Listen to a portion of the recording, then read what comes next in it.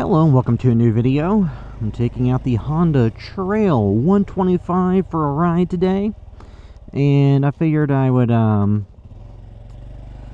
take this out to Sleepy Hollow Road, which is in right on the edge of Jefferson County and Louisville and Oldham County, and I'm starting out near there. I'll be getting on the road for that in a minute. This is kind of the Norton Commons area, which is a neighborhood that's nearby, just to show you that the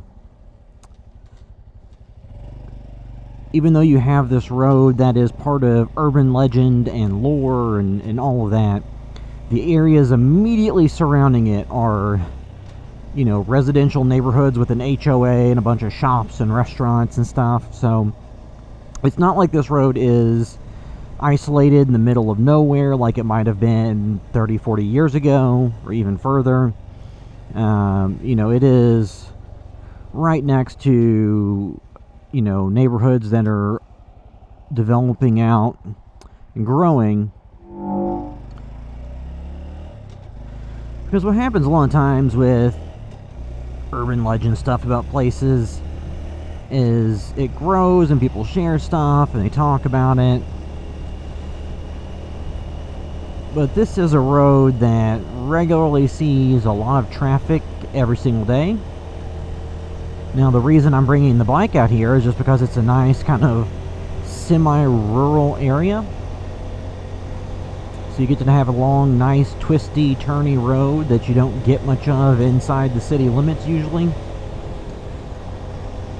And the Trail 125, so the speed limit through here is 45 miles an hour. Now, the turn that I'm coming up right now is 30, the speed limit.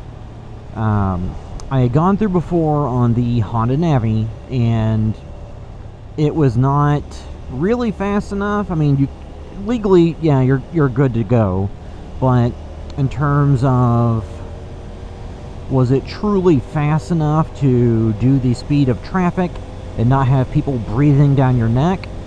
Not really. Now, I brought it out here a few times, but it needed to be a little bit faster. So this Honda Trail 125 is just that little bit of faster that makes this seem more tolerable. Because so far the highest top speed that I've hit on this bike was 57 miles per hour. Because I had the 600-mile service done, the first service. Now it's, I think, officially considered broken in, so I don't have any problem riding it to its full capacity. But this is just a road that I remember as a kid reading urban legends around. Like, so supposedly the bridge, which, you know, this is the bridge we're passing over now, was where people would throw unwanted kids from. However, the urban legend would be more referencing the original road and bridge that was here a long time ago, not the modern one. I think if you climb down in the creek, you can see remnants of the old bridge that would be closer to the creek and more reminiscent of what you would think about when you think about like a covered bridge in Sleepy Hollow or something. The new one's just a modern style bridge road. There's supposedly like a black hearse that will come out and chase you at night, going fast and causing you to crash. Which, do with that what you will, but these are just roads that are actually pretty fun to ride on.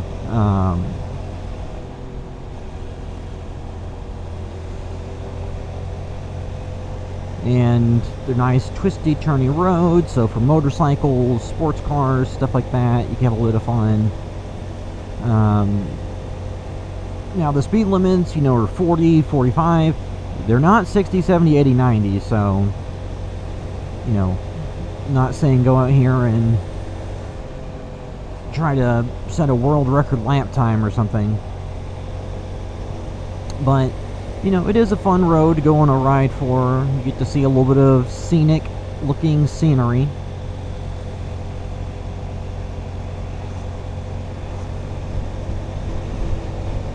And then through here there are a few houses, there's a golf course, and then once you get off this road and turn on to the next one, There are some golf courses and homes and subdivisions and farms and stuff. So, you know, you think of Sleepy Hollow Road, maybe you're thinking about the, you know,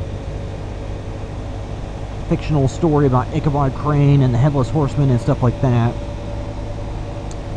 And it, maybe at one time it would have elicited, you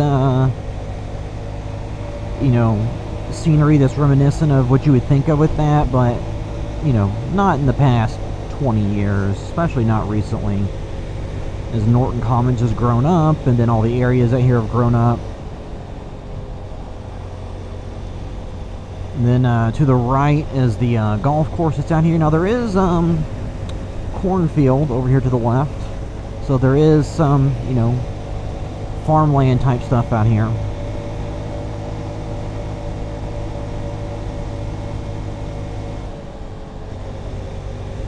And now that's the end of the road, so it's, you know, not a super long road.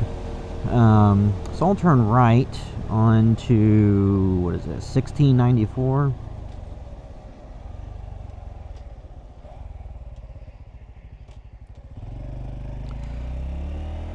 Just coming up there is a Fox Hollow Farm, which sells various stuff.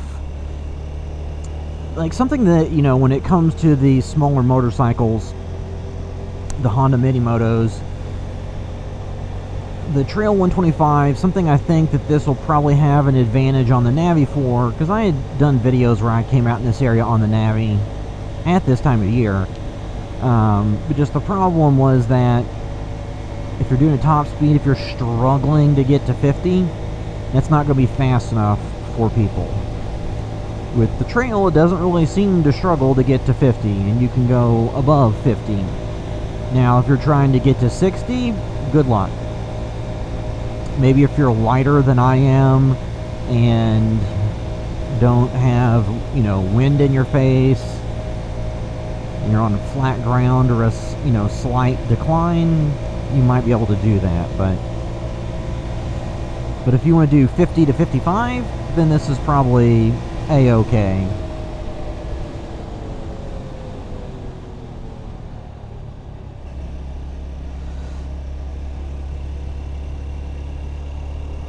And this is, you know, out here there are farms and fields and a lot of trees and stuff. So this end of Sleepy Hollow Road is, you know, less developed than the other side that I went through earlier. But there are still a good number of homes through here. Now the other catch is, I'm assuming all of this is private property, so it would not be very easy for me to ride this off-road somewhere without ending up on somebody's property, which can go poorly.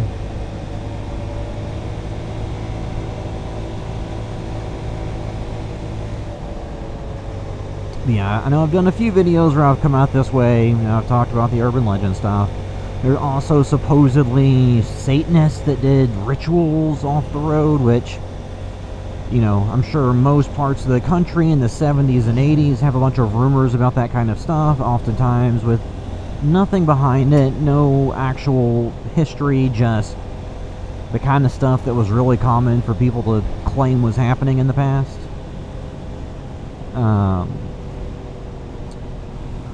Sugar Babe Antiques and Collectibles. The kind of old looking store you don't see too much anymore.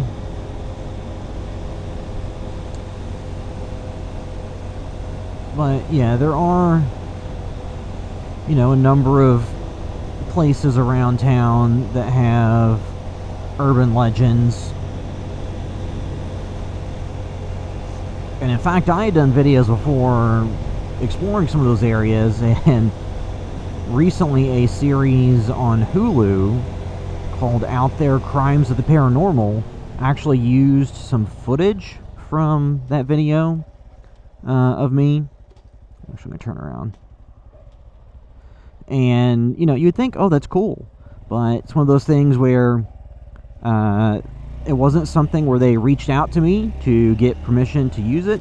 They just used it under fair use rules, which just basically means that you can use footage if you're using it for like you know, a news context or a review or discussion context. That's how you can use footage from movies if you're doing a review video, you know, which my channel's done, so I can't really get too upset about that. But let's go see what's up here.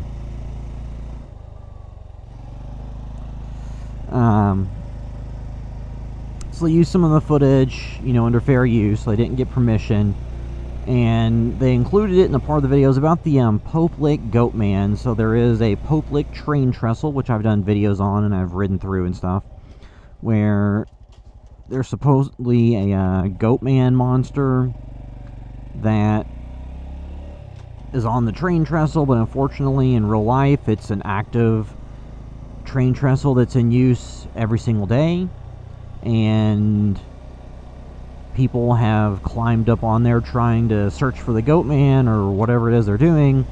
A train comes through and hits them, and then, you know, you either get hit by the train on the tracks, which would not be fun, or you fall off the train tracks to the ground, which is like, you know, 100 feet below or something.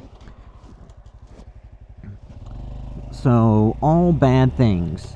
So we're doing a video about that and some of like the real life people who have died because of it, and people talking about the urban legends and stuff. And they used one of my clips in a part about out-of-towners coming to do cryptid sightseeing and doing videos or whatever. Which, first off, I'm not from out of town. I'm from Louisville, Kentucky, which you know, so that's strike number one. I'm from the area. And number two, if you actually had watched my video, which to use the footage they did, they would have had to either watched my video or skipped through to the end. I said multiple times in the video not to actually go climb on the trail, the train trestle, because it's in active use. There's really no way to know when trains are coming, and they are, you know, they have strictened up the enforcement of stuff, so you can get tickets or fines or arrested or whatever. So, you know, I indicated I would not recommend doing it. So they used my footage in that part, which I was a little bit annoyed by, because one, again, I'm not from out of town, and number two, I specifically in my video stated not to go climb on the train trestle. And then something they kind of omitted to explain was that the train trestle goes over a running, walking, biking, cycling path that's a part of the Parklands of Floyd Forks, so a park system in Louisville that spans multiple parks over multiple miles. So the path that goes through it, exit out pretty close to it, is Pope Lick Park. And then that goes further on to like Turkey Run Park, Broad Run Park. In the other direction, it goes to Beckley Creek Park. So, you know, it made it kind of sound like it's in the middle of nowhere and it's hard to get to. There's a running path that goes under it that literally hundreds or thousands of people a day in nice weather go through, you know, especially on the weekends. So it's not exactly rare. I mean, hundreds of people are going through there a day on foot under this thing. So leaving that out, and I get why, because it makes it sound a little bit more mysterious and a little bit more creepy. But, you know, a lot of people go through there every day. The road that goes right past the train tracks is Taylorville Road, which has thousands of cars that go across a day. It's a major road. There's a gas station across the street. So it's not like it's a super isolated, super rural area that you would think of watching like a horror film or something. So I thought they probably didn't really give an accurate representation of exactly, you know, how accessible that is and how many people go through there a day. And then two, I am not an out-of-towner. So I didn't really like that characterization, but it's done, it's out there, it's been released. But I just think a lot of those shows are somewhat... That episode I thought actually, you know, did have some parts that I would applaud them for, because they actually had a train engineer on the episode who talked about his experience driving trains and how you need to stay off the tracks and how dangerous it is and all that. So giving that perspective. And then they had, you know, someone whose friend who had died, which I think is an important perspective to show people, hey, it's not worth it to go do this. So I thought that those elements definitely were impactful and worthwhile. But giving airspace to the people talking about seeing the Goatman and all this stuff, like, come on. I think that is where a lot of that stuff veers into being irresponsible. And two, a lot of the, you know, urban legend stuff, people are always overestimating things. So in Louisville, there's also Waverly Hills, which if you ever follow paranormal or ghost stuff, I'm sure you've heard of. I constantly see people saying that over 60,000 people died there during the tuberculosis crisis. I've tried to verify myself, okay, was that the real number? The only places, and you occasionally see a bunch of articles that cite that 60,000 number. Well, when I've tried to validate that, all of the sources always point back to ghost hunter stuff or tourism stuff and things like that. So not really reputable sources. So I looked into it a little bit more, and when the Waverly Hills first opened, it had like 20-40 beds. It wasn't a lot. And then they, in the 1920s, expanded out to 100 beds. And then in the 1940s, expanded out to the, you know, over 400 beds in the way that the building looks today, if you watch people who've gone to it in recent years. And tuberculosis started to have treatments, you know, in the, you know, I forget what exact years, but they had treatments. So it wasn't like they were carting people in and out of that building, you know, by the thousands every day. And, you know, in the 1900s, early 1900s, and 1910s, 20s, cars weren't all that common. A lot of stuff was by train, so to get to that building at the top of the hill from different areas took a while. So I don't think that they were rotating out every single bed in the facility multiple times a year the entirety of the building's history to hit that 60,000 number. You know, a lot of people estimate it's probably closer to 8,000, you know, or 10,000, just significantly below what everybody shares for the ghost story side of it. I just think that in general that kind of stuff has had a negative effect on people, because you hear all these estimated numbers on stuff, and it's like, do you really want to imagine there was more suffering than there really was? Just because it makes it scarier when you go through for a tour?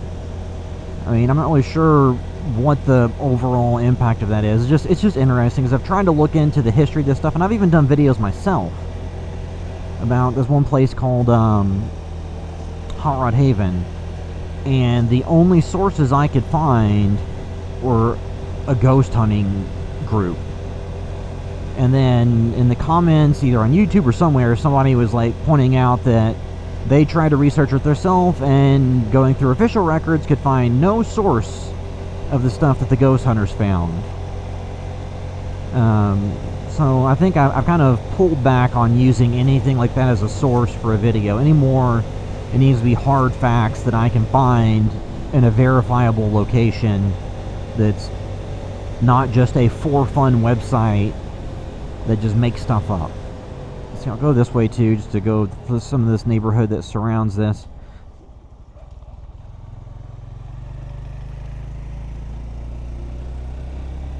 And again, you know, a lot of people see that as harmless and not something that's really going to impact anybody. My point was just, why do the numbers have to be larger?